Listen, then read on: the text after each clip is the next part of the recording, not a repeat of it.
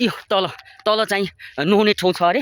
यहाँ चाहिँ माथिबाट पहाडी पहाड भएर आएको छु। तपाईँलाई विश्वास पनि लाग्न सक्दैन कि साउदीमा पनि मतलब यति ठुलो पहाड अनि त्यो मुनि चाहिँ नुहाउनु। फाइनली दर्शकबिन हामी चाहिँ तल पुगिसकेको छौँ। यहाँ तपाईँ यहाँ पहाडको एकदम खोक्चुमा मुनि गएर मान्छेहरू नुहाउने गर्ने गरिन्छ। ए माथि पहाडबाट दर्शकबिन यहाँ तपाईँ हेर्न सक्नुहुन्छ। यो चाहिँ साउदी अरबियाको एकदम ठुलै पहाडी एरिया तपाईँ भन्न सक्नुहुन्छ। यो चाहिँ यो जग्गाको नाम चाहिँ हिट पार्क भनेर रहेछ। यो पार्क भन्नाले किन नाम राखेको छ भन्दाखेरि यहाँ चाहिँ अलि नुहाउने सुहाउने ठाउँ भएको कारणले गर्दा एकदम यो मतलब चारैतिर पहाड मतलब ठुलो ठुलो पहाड छेकेर अनि मुनि गएर चाहिँ नुहाउने ठाउँ हुँदो रहेछ। मैले अहिलेसम्म हेरेको छुइनँ, तर मान्छेहरूले भन्ने थियो। त्यही भएर हाम्रो कम्पनीले छुट्टी दिएपछि हामी जस्ट यहाँ हेर्न घुम्न आएको छौँ। यहाँ तपाईँ हेर्न सक्नुहुन्छ माथि ठुलो पहाडबाट मुनिबाट माथिबाट हामी झरेर तल आएको छु र अझै मुनि जानेछु नुहाउनलाई।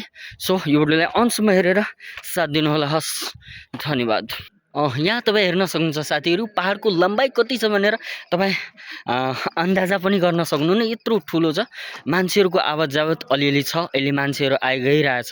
म तपाईँहरूलाई प्रत्यक्ष यहाँ कसरी मान्छेहरू नुहाउँदैछ र कत्रो मुनि छ भनेर म तपाईँहरूलाई प्रत्यक्ष हेराउँदैछु। सो भिडियोलाई अन्तसम्म हेरेर साथ दिनुहोला। हस्।